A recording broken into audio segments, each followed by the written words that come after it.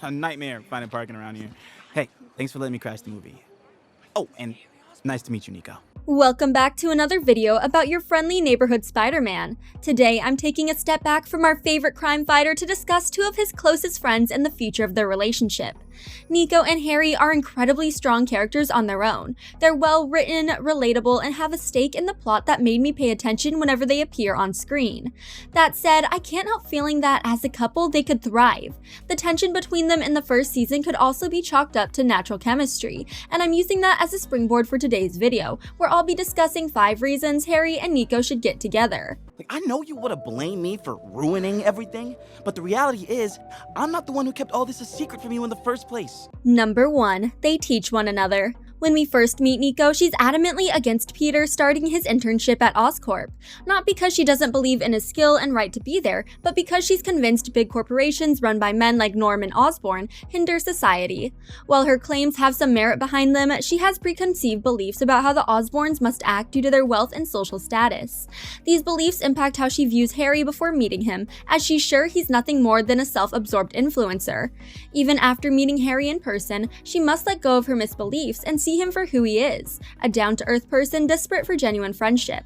Likewise, Harry doesn't know how to interact with people outside his online persona and Oscorp-related social circles. His first few interactions with Nico are rough around the edges and further hurt his first impression, often because he loses his cool or struggles to find the right words to carry the conversation. He's more awkward and unsure than he lets on, which is something I loved watching play out during his scenes with Nico. Her presence forces him out of his comfort zone because she questions everything about him, and he has no choice but to push back in return. In a way, Nico teaches Harry to speak up for something, a trait he seemed to lack before their first meeting. When two people come from separate walks of life, they can always learn something from one another. Their perceptions of the world could shift, their personal beliefs adapt to the new information, and their moral code could change over time, all because of their interactions with someone else. Nico and Harry have the potential for this much growth with one another, which will impact how they continue to help Spider-Man in the future. Peter didn't intentionally bring me on to Team Spider-Man. I only found out because I was in the right place at the right time. Number 2. Opposites attract. One of fiction's most popular romantic tropes is the classic opposites attract trope. Viewers love it when people who couldn't be more different fall in love against all odds. It's a compelling narrative beat for many reasons, but their opposition often causes numerous conflicts to overcome, strengthening their relationship over time. We've seen this play out between Nico and Harry in the first season as they come from two completely different worlds, forming a formidable rift between them before they can air out their differences. In the beginning, Nico has preconceived beliefs about Harry that impact her first impression of him, but at her core, she's worried he will swoop in and take her place as Peter's best friend. Her insecurity isn't entirely misplaced, as she was unaware of Peter's double life as Spider-Man and believed he spent all his spare time working at Oscorp. However, her fear couldn't be further from the truth, as Harry has no intention of overstepping Peter's personal life and hates the idea of causing friction in his friendship with Nico. Unfortunately, it becomes increasingly difficult for the pair to clear up the misunderstanding, as their differences create barriers. For example, while staying the night at Peter's house, Harry and Nico break the ice after discovering their shared interest in tarot cards. Harry mentions that he likes the aesthetic of tarot and showing off his crystal earring, which leads Nico to assume he believes in spellcraft and magic as she does. They're having a good time doing a tarot reading until Harry lets it slip that he's not a true believer, which makes Nico feel ridiculed and off-put. Harry immediately tries to rectify his mistake and means no disrespect, but the damage is already done. I'm willing to bet that Harry will show more interest in tarot and similar hobbies in the second season, if only to understand Nico more and share in her passions. In doing so, a subject that once divided them will bring them closer together. Okay, Nico, I gotta go. Number 3. They're willing to try.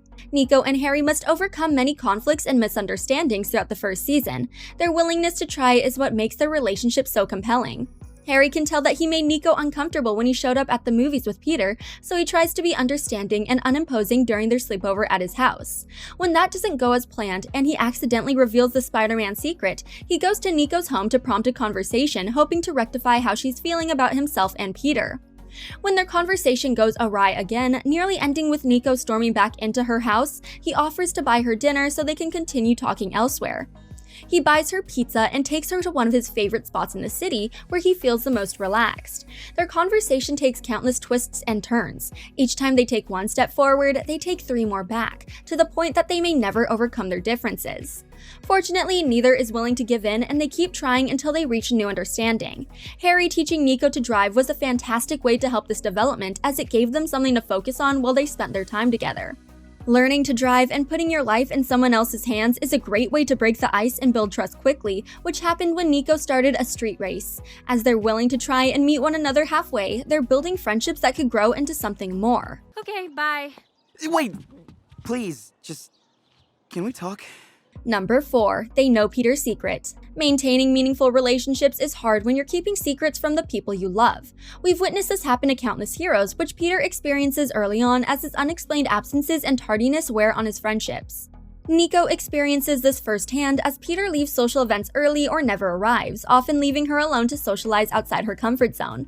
When she learned about Peter being Spider-Man, she had grown apprehensive and insecure, genuinely suspecting that Harry and the other Oscorp interns would replace her.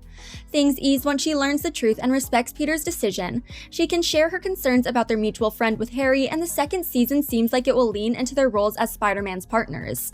While Harry operates as the guy behind the desk, ensuring their operations run smoothly, Nico will likely tap into her magical talent and use her new abilities to help Peter protect the streets of New York. Again, their operation will make maintaining relationships hard as they'll need to dedicate all of their free time to preserving the city and ensuring Peter makes it out of every fight in one piece. Fortunately, they won't need to worry about keeping secrets and maintaining lies with future partners if they end up in a relationship. Harry and Nico already know about Spider-Man and share the same commitment to help him.